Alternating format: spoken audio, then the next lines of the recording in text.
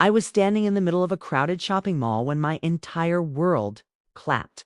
My mother-in-law was laughing, smiling, walking arm in arm with a woman I didn't recognize. And that woman was wearing my husband's jacket. You know that feeling when your brain sees something but your heart refuses to accept it? That was me, frozen, numb, my shopping bag slipping from my fingers as I watched them disappear into a boutique. Like they were the best of friends, but I had no idea what was really going on. Not yet. Let me take you back to the beginning. Because what happened that day, it wasn't the end of my story. It was the start of something I never saw coming. My name is Rachel. I was 29 years old, married for almost 5 years to a man named Derek. When I first met him, I thought I'd found everything I ever wanted. He was charming, handsome, the kind of guy who made you feel like you were the only woman in the room. We met at a coffee shop in downtown Austin. I was rushing to work late as usual when I accidentally bumped into him. My latte went everywhere. All over his white shirt, I was mortified, like genuinely wanted the floor to swallow me whole. But Derek, he just laughed, wiped his shirt with a napkin, and said, "Well, I guess you owe me dinner now." I thought it was fate. Looking back, maybe it was just a really good act. We dated for a year before he proposed. It was perfect, romantic, everything a girl dreams about. He took me to this little Italian restaurant where we had our first date. Got down on one knee. The whole place clapped. I said yes without hesitation. I was so in love. So blind, his mother Donna seemed nice at first. She was warm, welcoming, always hugging me and calling me sweetheart. She told me how grateful she was that Derek found someone like me. Someone stable. Someone kind. "You're exactly what he needs," she said at our engagement party. I've been waiting for this moment my whole life. I believed her. God, I believed every word. The first few years of marriage were okay. Not perfect. But I thought that was normal. Derek worked late a lot. He traveled for business. Sometimes he'd come home smelling like perfume, but he always had an explanation. Client meeting, he'd say, "You know how it is," and I'd nod. Because I trusted him. Because I loved him. Because I thought marriage meant giving someone the benefit of the doubt. But something changed in year 4. He became distant. Cold. He stopped kissing me goodbye in the morning. Stopped asking about my day. We went from partners to roommates, and I didn't know why. I blamed myself. Maybe I wasn't trying hard enough. Maybe I let myself go. Maybe I wasn't interesting enough for him anymore, so I tried harder. I cooked his favorite meals. I planned romantic weekends. I bought new clothes, got my hair done, did everything I could think of to bring the spark back. Nothing worked. And then there was Donna around that same time. She started having financial problems. Her husband had passed away years before Derek and I met, and she was living off a small pension. It wasn't enough. She came to us one night embarrassed and tearful, asking for help. "I hate to ask," she said, her voice shaking, "but I don't know what else to do. The bills are piling up. I can barely afford groceries." My heart broke for her, so I did something I thought was kind. Something generous. Something that a good daughter-in-law would do, I added. Her to one of my credit cards, not Derek's card. Mine, the one from my personal savings. The one I'd been building since before I even met him. "Use it for emergencies," I told her. "Groceries, medicine, whatever you need. Just let me know if the balance gets too high." Donna hugged me so tight I thought she'd never let go. "You're an angel," she whispered. "I don't deserve you. I thought I was doing something beautiful. I had no idea I was funding my own betrayal for months." I watched the statements. Small purchases here and there, groceries, pharmacy runs, a tank of gas. Nothing alarming, but then the charges started to change. Designer stores, expensive restaurants, spa treatments. I didn't say anything at first. I figured maybe she was treating herself. Maybe she deserved a little happiness. I wasn't going to be the person who made her feel guilty for enjoying life. But then one charge caught my eye. Boutique called La Belle Femme. $347. I'd never heard of it. I Googled it, and my stomach turned. It was a high-end lingerie store. The kind of place where everything was silk and lace and way too expensive for someone struggling to pay their electric bill. I tried to tell myself there was an explanation. Maybe she bought a gift. Maybe she was dating someone new and wanted to feel confident, but something didn't sit right. That's when I decided to follow my gut. I didn't tell Derek. I didn't tell anyone. I just watched and a week later saw something that shattered me. I was at the Westfield Mall picking up a few things for the house. I wasn't looking for trouble. I wasn't suspicious, but then I saw her Donna walking through the food court with a woman I'd never seen before. They were laughing, holding shopping bags, looking like they'd known each other forever. The woman was young, maybe long blonde hair, perfect makeup. She was beautiful in that effortless way that made you feel insecure. Just looking at her and she was wearing a jacket, a very specific jacket. It was navy blue with a small tear on the left sleeve. I knew that tear because I'd been meaning to sew it for months. I knew that jacket because I bought it for Derek on our 3rd anniversary. My heart stopped. I ducked behind a pillar, watching them. My hands were shaking. My breath was caught somewhere in my chest. They walked into a boutique together. Donna held the door open for her like she was royalty. The woman smiled back at her like they were mother and daughter. But that woman wasn't me. I didn't confront them. I couldn't. My legs wouldn't move. My voice wouldn't work.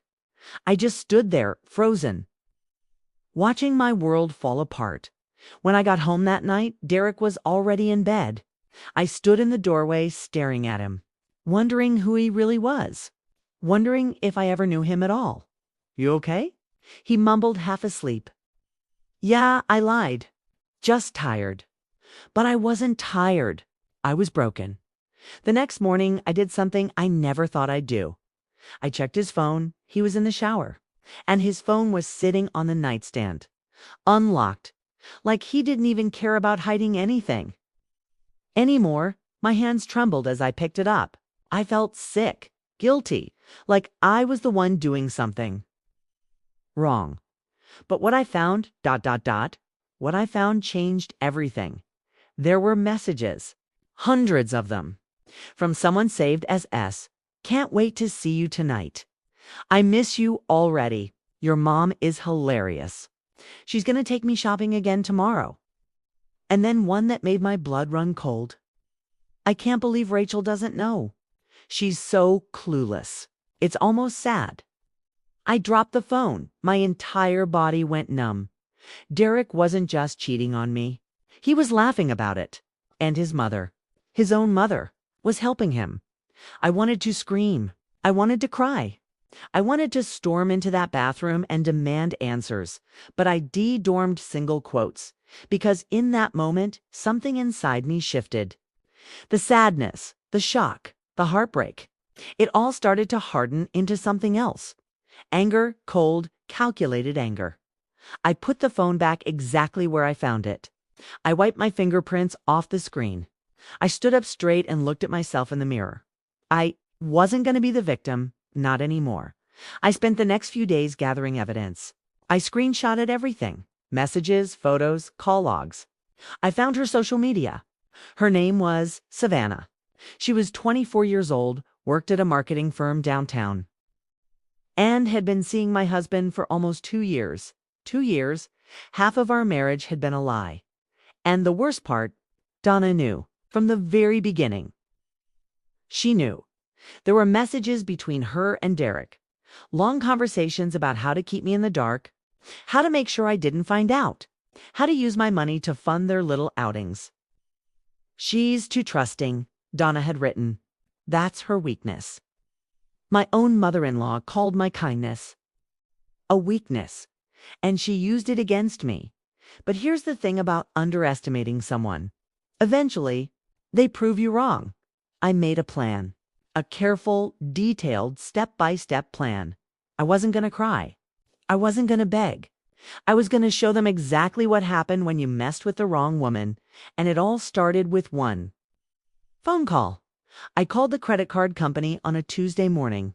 Derek was at work, or at least that's what he told me. "Hi, I'd like to remove an authorized user from my account," I said calmly. "Of course, ma'am. Can you confirm the name?" "Donna Mitchell." There was a pause, a click of keys. "All right, she's been removed. Is there anything else I can help you with?" I smiled for the first time in days. "No," I said. "That's everything." But that was just the beginning. I knew Donna was planning another shopping trip.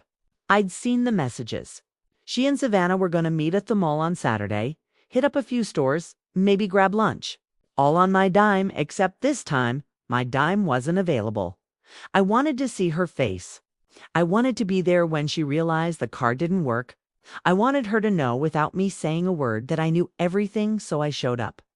I dressed nicely, did my makeup, put on my best unbothered outfit, and I walked into that mall like I owned the place. I spotted them in less than 10 minutes. They were at a jewelry counter, looking at bracelets. Savannah was trying one on, twisting her wrist to catch the light. Donna was nodding approvingly, already reaching for her wallet. My wallet. I stood a few feet away, pretending to browse, watching everything. Donna handed the card to the cashier. The cashier swiped it, and then her face changed. "Sorry, ma'am," the cashier said. "This card has been declined." Donna blinked. "That's impossible. Try it again." The cashier swiped again. Same result. "It's not going through. Do you have another form of payment?" Donna's face went red. She snatched the card back, fumbling with her wallet, looking for something else. But we both knew she didn't have anything else. Savannah looked embarrassed, confused. She whispered something to Donna that I couldn't hear, but what happened next? I wasn't prepared for it. Donna turned around and she saw me. Her eyes went wide. Her mouth opened, then closed. She looked like she'd seen a ghost. I didn't say a word, I just smiled. And in that moment, she knew. She knew I'd found out. She knew the game was over. She knew that everything she'd been hiding was about to come crashing down. But she didn't apologize. She didn't look ashamed. Instead, she marched toward me, her face twisted in fury. "You did this," she hissed. "You canceled my card." I tilted my head. "Your card. That was never your card, Donna. It was mine." Her jaw clenched. Savannah was standing behind her, clutching her purse like she wanted to disappear. "You had no right," Donna said. "And you had no right to help your son cheat on me for 2 years." The words landed like a slap. Donna's face paled. Savannah gasped. "Yeah," I continued, my voice calm and steady. "I know everything. The messages, the shopping trips, the little jokes about how clueless I am." Donna tried to speak, but nothing came out. Savannah looked at her, then at me. "IIDIDN, single quotes T ... "Save it," I said. "I'm not here to argue. I'm not here to fight. I just came to let you both know. It's over."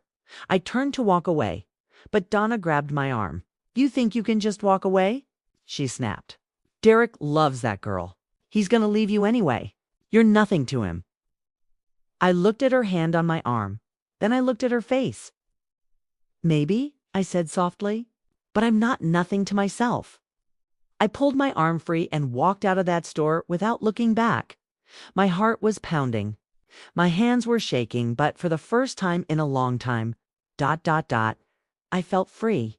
What I didn't know yet was that the hardest part was still coming. Because that night, when I got home, Derek was already there, waiting, and he wasn't alone. When I walked through the front door, I expected silence. Maybe darkness. Maybe the usual emptiness that had become my home. Instead, I found Derek sitting on the couch, and next to him was Donna. They both looked up when I walked in. Derek's face was hard, cold. His jaw was tight, and his eyes, there was no love in them. Maybe there never was. Donna sat with her arms crossed, looking at me like I was the enemy, like I was the one who'd done something wrong. The audacity was almost impressive. Sit down, Rachel, Derek said. His voice was flat, commanding, like he was talking to an employee, not his wife. I didn't sit. No, I said calmly. I think I'll stand. He exhaled sharply, annoyed. Fine, stand. But we need to talk about what you did today. I almost laughed. Almost? What I did? I repeated. You want to talk about what I did? Donna leaned forward. You humiliated me in public, in front of everyone. That cashier looked at me like I was some kind of criminal. Maybe because you've been acting like one, I shot back. Using my credit card to fund shopping sprees with your son's mistress. Did you think I'd never find out? Derek stood up. His fists were clenched. Watch how you talk to my mother. Or what? I asked. You'll cheat on me again? Oh, wait. You've been doing that for 2 years. The room went silent. Derek's face changed. Just for a second. A flicker of something guilt, maybe, or fear. But it disappeared as quickly as it came. Savannah told me everything, he said quietly. She called me right after you made that scene at the mall. Good, I said. Then you know I'm done playing stupid. He stepped closer. Rachel, listen to me. No, I held up my hand. You don't get to talk. You don't get to explain. I've spent 4 years of my life with you. I gave you everything. My trust, my love, my money. And you threw it all away for what? Some 24-year-old who doesn't even know you. She knows me better than you ever did, he snapped. That one hurt. I won't lie. It cut deep, but I didn't let him see it. Maybe, I said softly. Or maybe you just showed her the version of yourself that you wanted her to see. The same version you showed me 5 years ago. Donna stood up now, her face red with anger. You ungrateful little. Sit down, Donna. I interrupted. You're in my house. And right now, you're only here because I haven't called the police yet. Her mouth dropped open. The police? For what? Credit card fraud, I said simply. Using someone else's card without their knowledge for personal purchases. That's illegal. And I have every statement, every receipt, every transaction. She looked at Derek, panicked. He looked at me, calculating. For the first time, I saw fear in his eyes. Real fear. You wouldn't, he said. Try me. The silence stretched between us like a wire about to snap. Then Derek exhaled. His shoulders dropped. What do you want, Rachel? I stared at him. This man I had loved. This man I had built a life with. This man who turned out to be a stranger. I want a divorce, I said. And I want you out of this house by the end of the week, Donna gasped. You can't do that. This is Derek's house too. Actually, I said, it's not. The house is in my name. I bought it before we got married. It was never his. Derek's face went pale. I could see him doing the math in his head, realizing, maybe for the first time, that he didn't have as much power as he thought. You planned this? He whispered. You've been planning this. No, I said. I just finally woke up. I turned and walked toward the bedroom. This isn't over. Derek called after me. You think you can just throw me out? I'll fight you. I'll take everything. I stopped at the doorway, looked back at him. Go ahead and try, I said. But just so you know, I've already talked to a lawyer, and they've seen everything. The texts, the photos, the credit card statements, all of it. His face crumbled. Donna looked like she was going to faint. Good night, Derek, I said softly. Sleep well. I closed the bedroom door behind me, and then I cried. Not because I was sad, not because I missed him, but because I was finally letting go of the woman I used to be. The woman who trusted too easily. The woman who gave too much. The woman who believed that love would always be enough. She was gone now, and someone stronger was taking her place. The next few days were chaos. Derek tried everything. He begged. He threatened. He cried. He showed up at my job with flowers, acting like that would fix 5 years of lies. It Dean's single quotes to Donna called me 17 times. I blocked her after the 3rd message, something about how I was destroying the family and ruining her son's life. Funny how she never mentioned ruining mine. Savannah reached out to. She sent me a long message on social media trying to explain herself, trying to say she didn't know he was married at first, that by the time she found out, she was already in too deep. I didn't respond. What was there to say? My lawyer, a sharp woman named Patricia, moved fast. She filed for divorce within the week. And because I had evidence, so much evidence, Derek didn't have a leg to stand on. He tried to claim half the house. Patricia shut that down. He tried to claim spousal support. Patricia laughed in his face. He tried to drag things out. Delay the proceedings, make my life miserable. But I was done being miserable. I showed up to every meeting, signed every paper, answered every question with calm, clear honesty, and slowly, piece by piece. I took my life back. But then something unexpected happened. It was about 3 weeks after I filed for divorce. I was at a coffee shop different from the one where I met Derek, thank God, working on my laptop, trying to distract myself from the mess that had become my personal life. My phone buzzed. Unknown number. I almost ignored it. But something told me to answer. Hello? There was a pause. Then a woman's voice. Is this Rachel? Yes. Who is this? Another pause. Longer this time. My name is Grace. I'm Savannah's sister. I froze. Why would Savannah's sister be calling me? I know this is weird, she continued quickly. And I totally understand if you hang up. But I really need to talk to you. It's important. I didn't hang up. I don't know why. Maybe curiosity. Maybe instinct. Maybe I just needed to know what else this nightmare had in store. "'Kay?" I said slowly. "I'm listening." Grace exhaled, like she'd been holding her breath. "Look, I know what my sister did was wrong. I'm not calling to defend her. But there's something you need to know. Something she didn't tell you." My heart started to race. What is it? Derek, Grace hesitated. "He's been doing this for a long time. Savannah isn't the first. She's not even the second." The words hit me like a truck. "What do you mean?" "I mean, there were others. Before Savannah. Before you even. He has a pattern. He finds women, charms them, uses them. And when he's done, he moves on." I leaned back in my chair, my head spinning. "How do you know this?"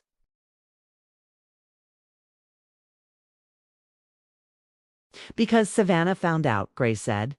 "A few days ago, she went through his phone just like you probably didn't. She found messages. From other women. Recent ones." I closed my eyes. Of course.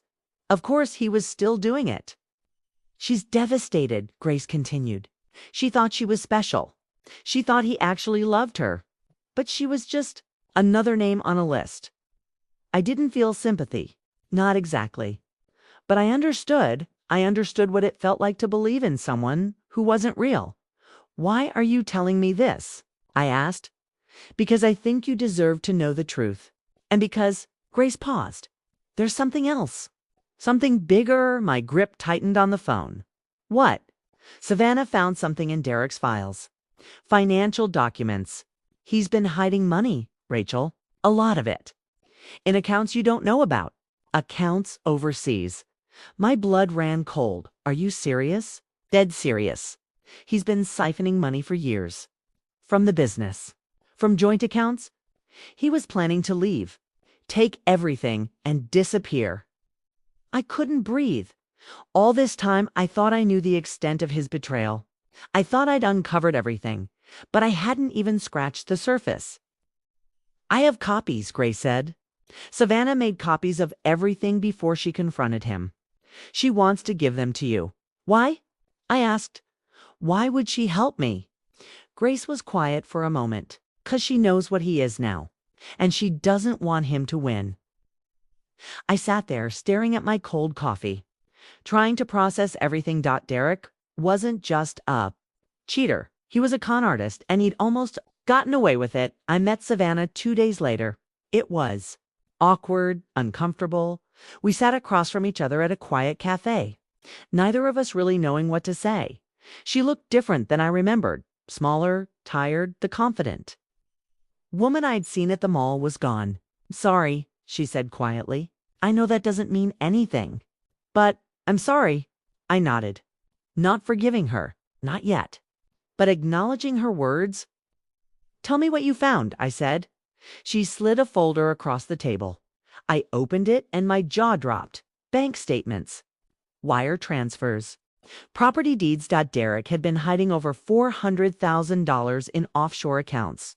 He'd bought property in another state under a fake name. He'd been planning this for years. Years. It's going to leave you with nothing, Savannah said. Take the money and run. Probably with someone new. Not with you, I asked. She shook her head. I found messages to another woman. Someone named Megan. They were making plans together. Plans that didn't include me. Looked at her. Really looked at her. She was just another victim. Younger, more naive. But a victim all the same. Thank you, I said, for bringing me this. She nodded. What are you going to do? I closed the folder. I'm going to make sure he loses everything. Patricia nearly fell out of her chair when I showed her the documents. This is incredible, she said, flipping through the pages. This changes everything. We can freeze these accounts. We can go after the hidden assets. We can destroy him. I offered. She smiled. Legally, yes, we worked fast. Patricia filed emergency motions. She contacted forensic accountants. She built a case so airtight that Derek wouldn't be able to weasel its way out of anything. He didn't see it coming. One morning, about a month after the divorce was filed, Derek got served with a new set of papers. I wasn't there to see his face, but I heard about it. Apparently, he went pale, started shaking, asked the process server if this was some kind of joke.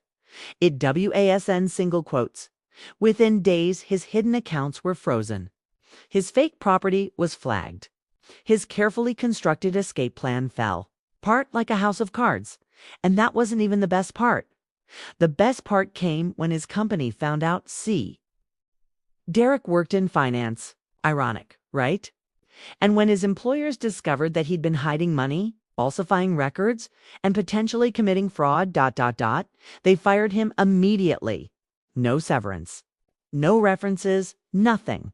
He went from golden boy to pariah overnight. And Donna, she tried to distance herself, pretend she didn't know anything. But Patricia subpoenaed her phone records, her texts, her bank statements. Turns out Derek had been funneling money through her accounts, too, using her as a middleman to move cash without raising suspicion. She was complicit. And when the IRS got involved, well, let's just say Donna had bigger problems than a declined credit card. But here's the thing about revenge.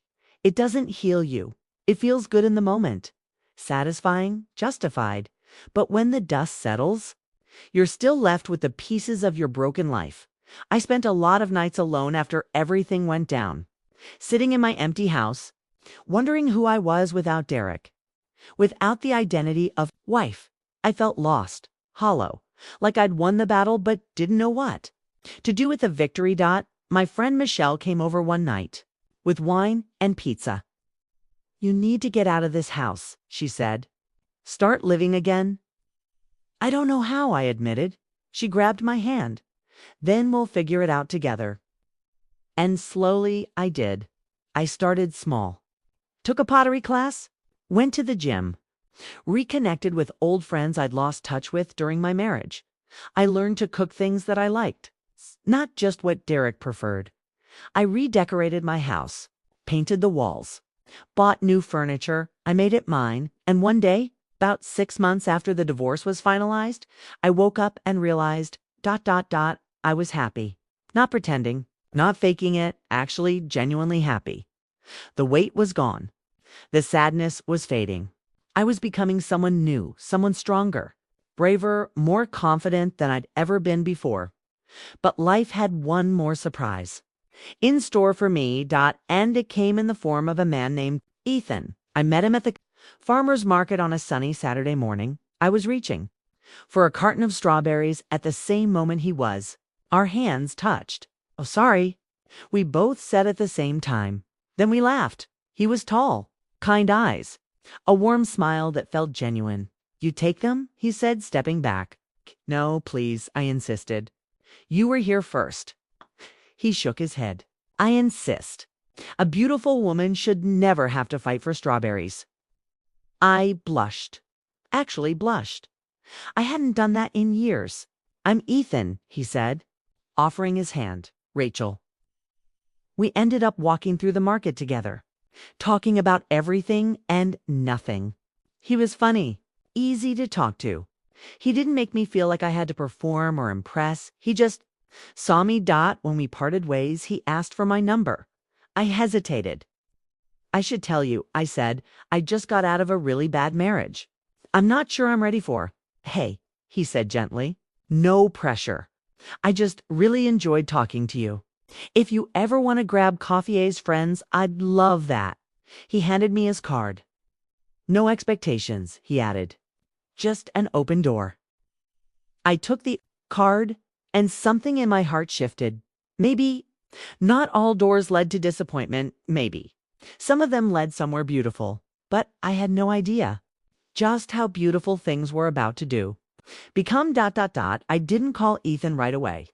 I was scared, nervous still, carrying the scars of what Derek had done to me. Every time I looked at that business card sitting on my kitchen counter, my stomach twisted into knots. What if I was wrong again? What if I trusted someone and they turned out to be just like him? Michelle told me I was overthinking. Not every man is Derek, she said over brunch one Sunday. Some of them are actually decent human beings. How do I know the difference? I asked. She smiled softly. You don't. Not at first. But you take it slow. You watch how they treat people, how they handle hard things, and you trust your gut. I looked down at my coffee. My gut got it wrong before. No, Michelle said firmly. Your gut tried to warn you. You just weren't ready to listen yet. She had a point. Looking back, there were signs with Derek. Red flags I ignored because I wanted so badly to believe in the fairy tale. The way he dismissed my feelings. The way he always had an excuse. The way his mother seemed too eager to welcome me. Like she was trying to distract me from something. I saw it all now. But back then, I was blind. Maybe this time would be different. Maybe this time, I'd keep my eyes open. 3 weeks later, I finally texted Ethan. Hey, it's Rachel. From the strawberries. He responded within minutes. I was hoping you'd reach out. Coffee this weekend. We met at a small cafe near the park. I was nervous. My hands were sweating. I changed my outfit 4 times before leaving the house. But the moment I saw him, something settled in my chest. He was standing outside, waiting for me with that same warm smile. You came, he said. I almost didn't. I admitted. He nodded. I get it. Starting over is scary. We walked inside and found a quiet corner booth, ordered our drinks, and then we just ... talked. He told me about his job. He was a veterinarian, which somehow fit him perfectly. He loved animals, loved helping them heal. He had a golden retriever named Biscuit, who was, in his words, the love of his life. I laughed at that, actually laughed. It felt strange, foreign, like I'd forgotten how. He asked about me. Not surface-level stuff, but real questions. What made me happy? What I dreamed about? What I was afraid of? I found myself opening up in ways I didn't expect. I told him about Derek. Not everything, not yet, but enough. I told him about the betrayal, the divorce, the long, painful process of rebuilding myself from scratch. He listened without interrupting, and when I finished, he didn't pity me. He didn't try to fix me. He just said, "You're stronger than you think, Rachel." I almost cried right there in the coffee shop. No one had ever said that to me before. We started seeing each other regularly after that.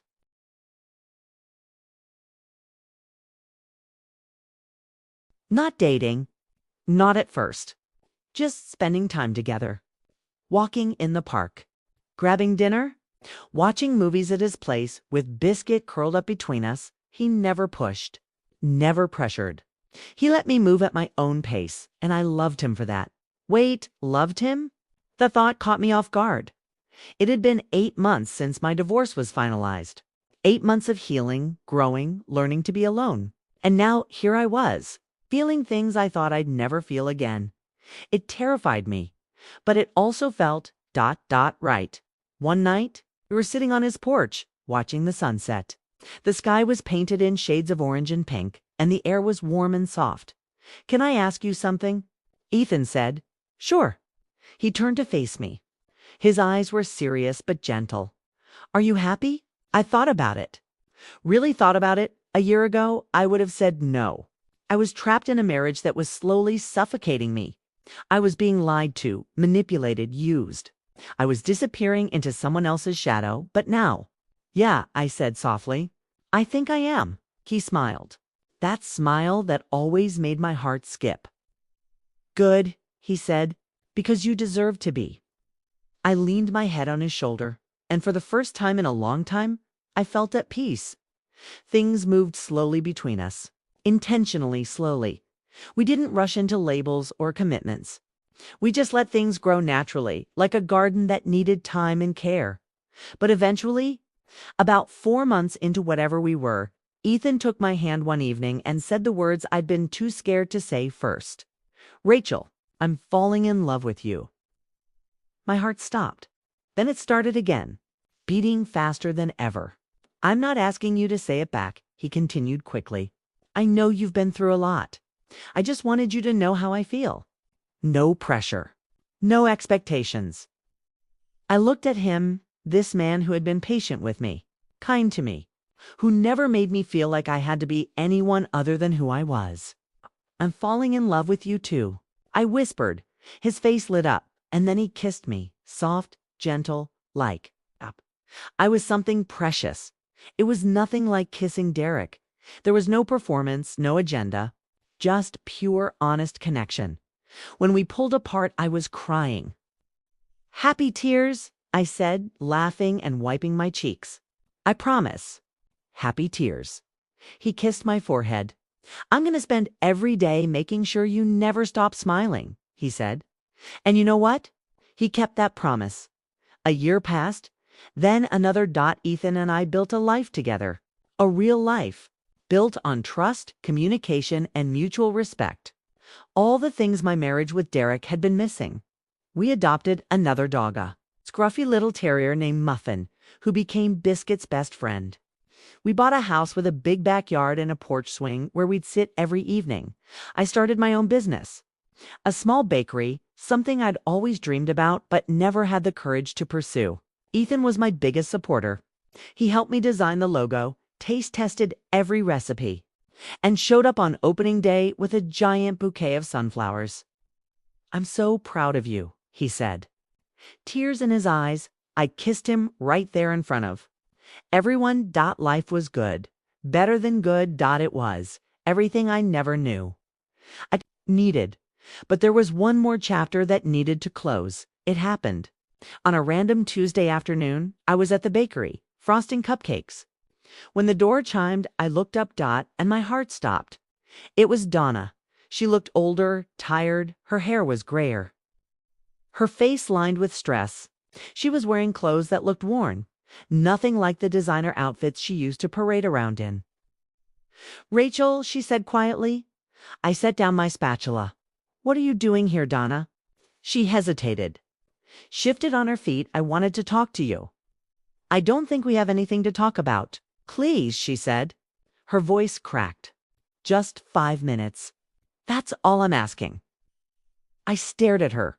Part of me wanted to tell her to leave, to slam the door in her face the way she'd slammed the door on my trust all those years ago. But another part of me, the part that had spent 2 years healing, was curious. 5 minutes, I said. That's it. We sat at a corner table. The bakery was quiet, the afternoon lull giving us privacy. Donna folded her hands on the table. She wouldn't look at me. "I know you hate me," she began. "I don't hate you," I said honestly. "I just don't trust you," she nodded. "That's fair." Silence stretched between us. "I came to apologize," she finally said. "Not because I expect you to forgive me, but because I need to say it." I waited. She took a deep breath. "What I did was wrong. All of it. Helping Derek hide his affair. Using your credit card. Treating you like you were the problem when you were the victim. Her voice trembled. I told myself I was protecting my son. That's what mothers do, right? They protect their children. But I wasn't protecting him. I was enabling him. And in the process, I destroyed something good. She finally looked up at me. You were good to me, Rachel. You were kind and generous and everything a daughter-in-law should be. And I repaid you with betrayal. I didn't say anything. After everything fell apart, she continued, I lost everything. My savings. My reputation. Derek stopped talking to me when he realized I couldn't help him anymore. He blamed me for the investigation. Said I was the reason he got caught. She laughed bitterly. Turns out I was just a pawn too. Just like you. Just like Savannah. Just like everyone else he used. I felt something shift in my chest. Not forgiveness. Not yet, but something close to understanding. Where is he now? I asked. Donna shook her head. Last I heard, he was in Florida, living with some woman he met online. Still running the same games. Still hurting people and you. She sighed. I'm working part-time at a grocery store. Living in a small apartment. Trying to rebuild what's left of my life. She reached across the table. Not to touch me, but just ... reaching. I don't expect you to forgive me, she repeated. But I needed you to know that I'm sorry. That I regret every choice I made. And that I think about it every single day. I looked at her. This woman who had once called my kindness a weakness. This woman who had helped destroy my marriage. This woman who was now sitting in front of me. Broken and humbled. I appreciate you saying that, I said finally. It doesn't fix what happened. It doesn't undo the damage, but I appreciate it. She nodded. Wiped her eyes. That's more than I deserve. She stood up to leave. Donna, I called. She turned. Hope you find peace, I said. I really do. Her eyes filled with tears. Thank you, Rachel. And then she walked out. I sat there for a long time after she left, thinking about everything. The pain, the betrayal, the long, hard road to recovery, but also the growth, the strength, the new life I'd built from the ashes of the old. I realized something important in that moment. Forgiveness isn't about the other person, it's about freeing yourself. I wasn't ready to fully forgive. Donna, maybe I never would be, but I was ready to let go of the anger, the resentment, the weight I'd been carrying for so long. It was time to move forward completely. Ethan proposed on a Saturday evening. We were at our favorite spot in the park, the same bench where we'd had our first real heart-to-heart conversation. The sun was setting. The sky was doing that magical thing where every color seemed to blend together. He got down on one knee. I gasped. Rachel, he said, his voice steady, but his eyes glistening. I've spent my whole life looking for someone who makes me want to be a better person. Someone who sees me really, sees me and loves me anyway. That someone is you. Tears were already streaming down my face. I know you've been hurt before, he continued. I know trust doesn't come easy for you anymore. But I promise you, with everything I am, that I will spend the rest of my life proving that love can be safe, that it can be honest, that it can be forever. He opened the ring box. A simple, beautiful diamond sparkled in the fading light. Will you marry me? I was sobbing now, full on ugly crying. But through the tears, I managed to say the only word that mattered. Yes. He slid the ring onto my finger and pulled me into his arms. We stayed like that for what felt like hours, holding each other, crying, laughing. I love you, I whispered against his chest. I love you more, he whispered back. And I knew, without a doubt, that this was real. This was forever. We got married the following spring. It was a small ceremony. Just close friends and family. Michelle was my maid of honor.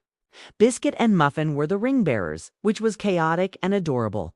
I walked down the aisle in a simple white dress, sunflowers in my hair, and when I saw Ethan standing at the altar, tears in his eyes, smiling like I was the most beautiful thing he'd ever seen.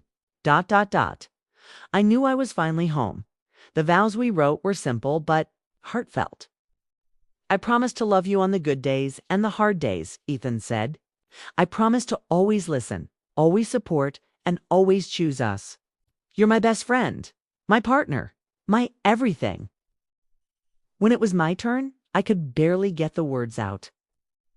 I spent so long believing I wasn't worthy of real love, I said, that I was too broken, too guarded, too scared. But you showed me that I was wrong. You showed me that love isn't supposed to hurt. It's supposed to heal. And that's exactly what you've done for me. There wasn't a dry eye in the room when the officiant pronounced us husband and wife. Ethan kissed me like it was the first time and the last time and every time in between. Everyone cheered. The dogs barked and smiled so wide my face hurt. A year into our marriage, we got the best news of our lives. I was pregnant. When the doctor confirmed it, I burst into tears. Ethan held me so tight I could barely breathe. We're going to be parents, he kept saying, over and over, like he couldn't believe it. Neither could I.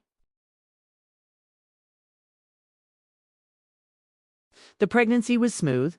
Ethan was incredible, rubbing my feet, making midnight snack runs, reading parenting books like his life depended on it. And when our daughter was born, a perfect, screaming, beautiful little girl, we named her Hope, because that's what she represented. Hope for a new beginning. Hope for a better future. Hope for a love that would never break. Sometimes, late at night, I'd sit in the nursery holding Hope in my arms.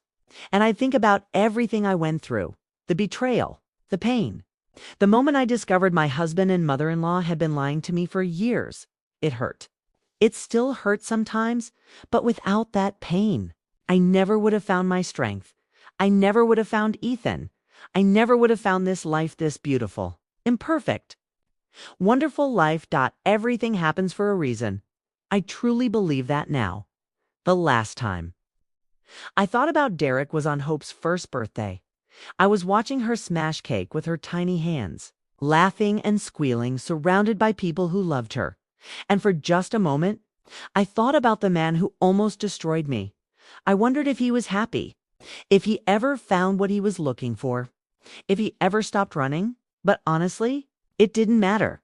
His story was no longer part of mine. I had moved on completely that night. After the party, Ethan and I sat on our porch swing, Hope asleep in my arms. You okay? He asked softly. Better than okay, I said. I'm exactly where I'm supposed to be. He kissed my forehead. I'm so glad I reached for those strawberries, he said. I laughed. Me too. We sat there in comfortable silence, watching the stars, listening to the crickets, feeling the warmth of our little family. Life wasn't perfect. It never is. But it was ours, and it was beautiful. I used to think my story ended when my marriage fell apart. I used to think I was broken beyond repair. But I was wrong. That wasn't my ending. That was my beginning. And now, sitting here with my husband and my daughter and our two ridiculous dogs, I finally understand what happiness really means. It means choosing yourself when everyone else has let you down. It means finding strength you didn't know you had. It means opening your heart again, even when it's scary. And it means believing, truly believing, that the best is yet to come. My name is Rachel, and I lived through the worst betrayal of my life, but I came out the other side, stronger, braver, happier, and now I'm living my happily ever after with a big smile.